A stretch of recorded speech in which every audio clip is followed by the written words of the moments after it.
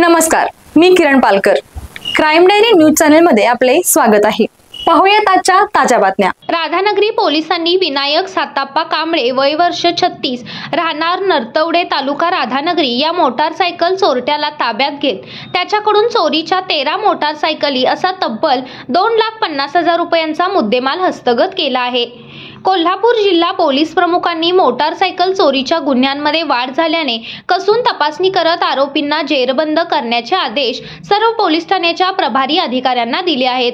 त्यानुसार सर्वत्र गस्त सुरू असताना राधानगरी पोलीस ठाण्याच्या हद्दीतील ट्रॅफिक पोलीस अंमलदार रणधीर वरोटे यांना युवराज उर्फ विनायक साताप्पा कांबळे वय वर्ष 36 राहणार नरतवडे तालुका राधानगरी या इसमाकडे चोरीच्या मोटारसायकली असल्याची गोपनीय माहिती मिळाली होती. त्यांनी तात्काळ ही माहिती पोलीस निरीक्षक गोरे यांना दिली.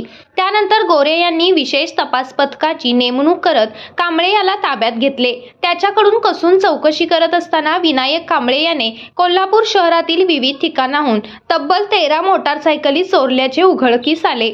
पोलिसांनी त्याला तात्काळ अटक करून त्याच्याकडून तब्बल 2,50,000 रुपयांचा मुद्देमाल हस्तगत केला आहे.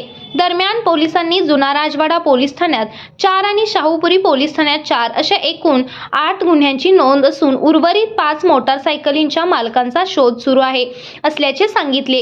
ही कारवाई सहाय्यक फौजदार पारडे, पोलीस अंमलदार खामकर, शेळके, पोलीस हवालदार वरोटे, पोवार, पाटील, गुरव, किरण पाटील, भोपळे, बर्गे व चालक गुरव यांनी केली आहे.